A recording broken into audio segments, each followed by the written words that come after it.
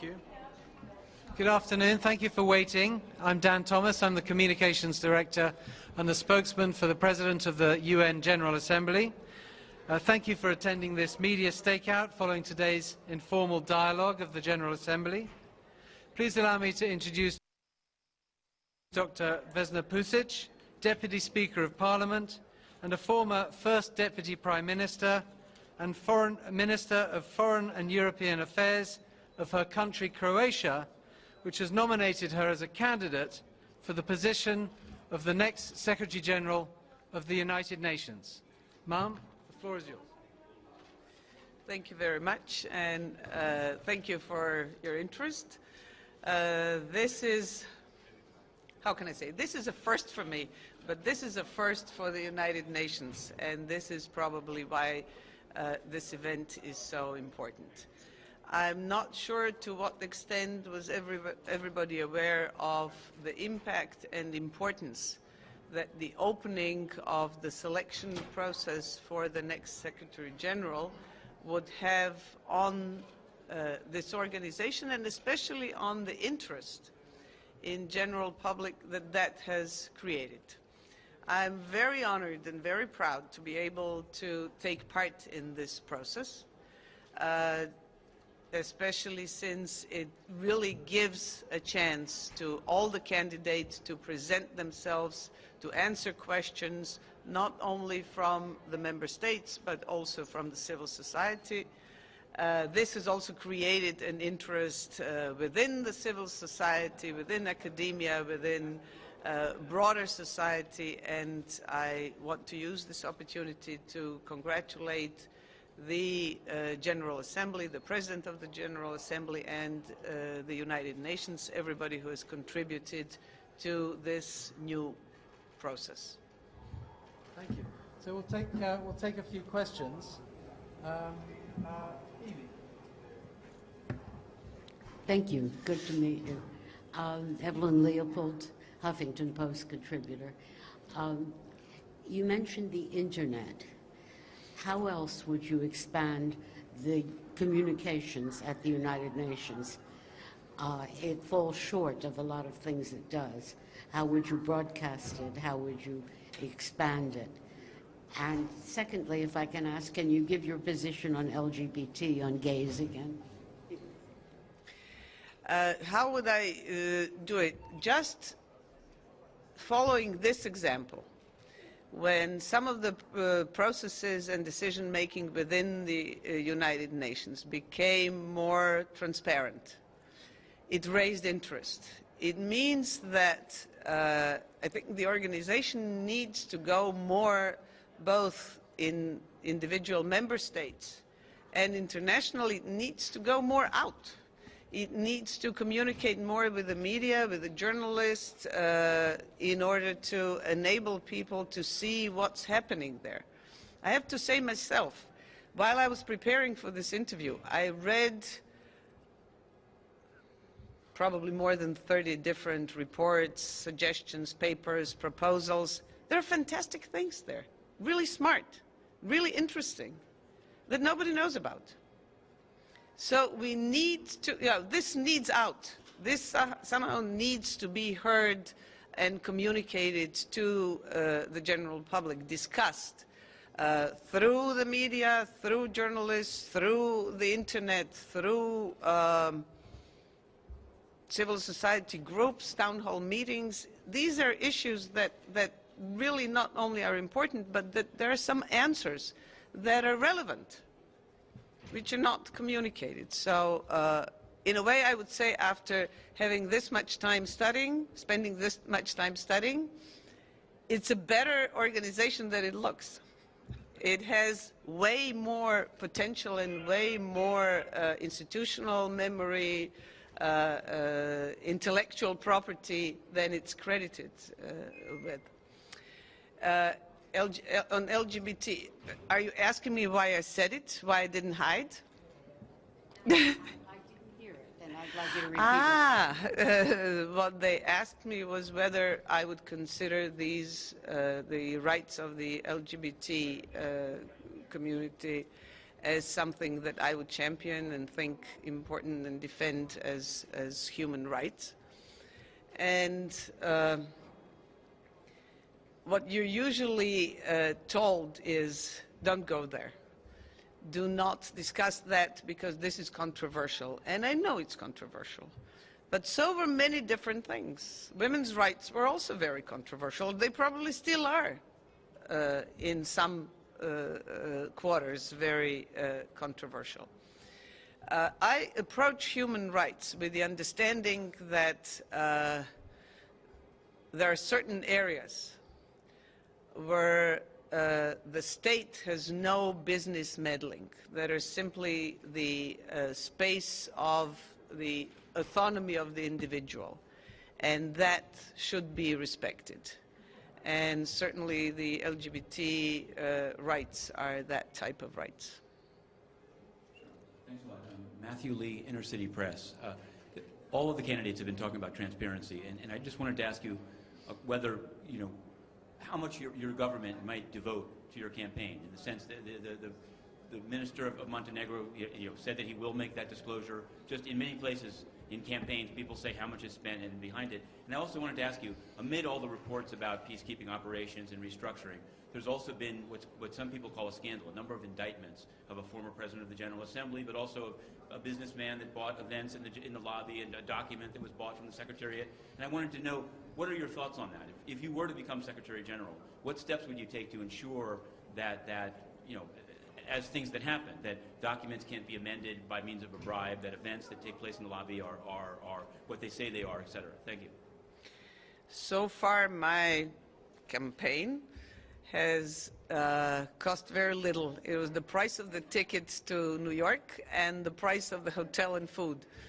This is how far my campaign went, so it won't be a lot of money. I will probably come here maybe a few more times, maybe once or twice before they start deliberations, but this is sort of the extent. How to prevent the corruption scandals that happened in the past? One thing probably is to have everything that comes in and everything that goes out clearly documented. So no funds that are coming in outside of this prestige fund, nothing that goes out without clear decisions. And as I said, and as my experience from all the different things I've done in my life is, the simpler you make the procedure and the fewer exemptions you have, the easier it is to control, and the smaller danger of stealing, which is sort of a maybe ruder name for corruption. There's a question here, and then we'll go over there. Yes, thank you very much. If you become secretary... Can you tell us your name? Yes, and your Stefano media Vaccara is for Radio Radicale in Rome and La Voce di New York.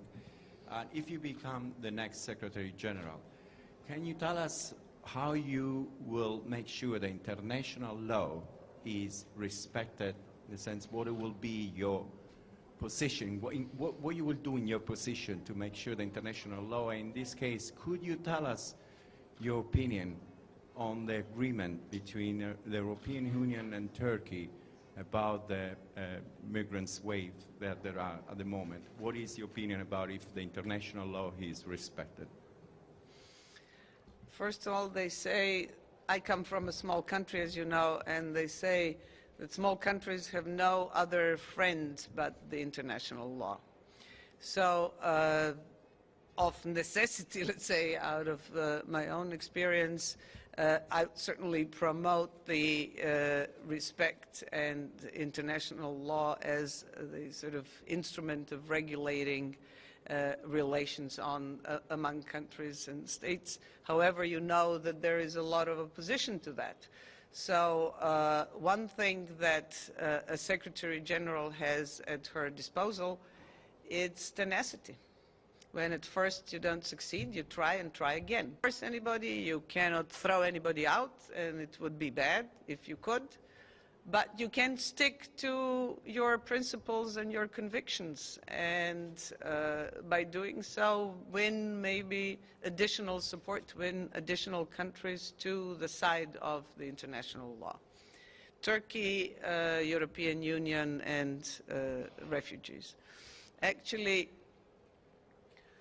from the 16th of September until the end of 2015, a little over 658,000 people came through my country, Croatia, which has 4.2 something million people. So it's never that many people were in the country at the same time. But they, within this, let's say, 4 months, or 3.5 months, they passed through the country. None of them came directly from Syria, or Iraq, or Afghanistan, for that matter.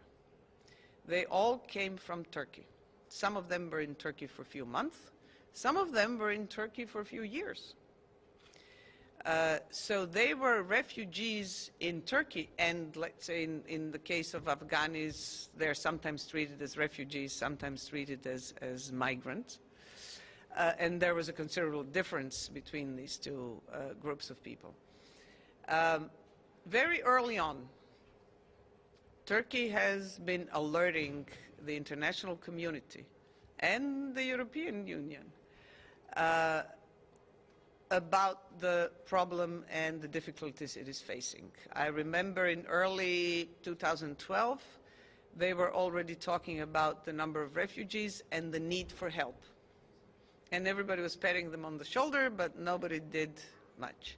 And when the number exceeded 2.5 million, these people started coming across again into Europe.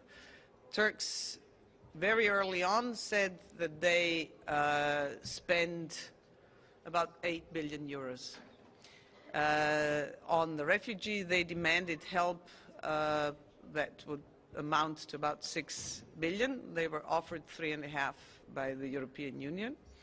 So it was, I think, a very unfortunate process with these millions of people in the middle who already had a sort of refuge.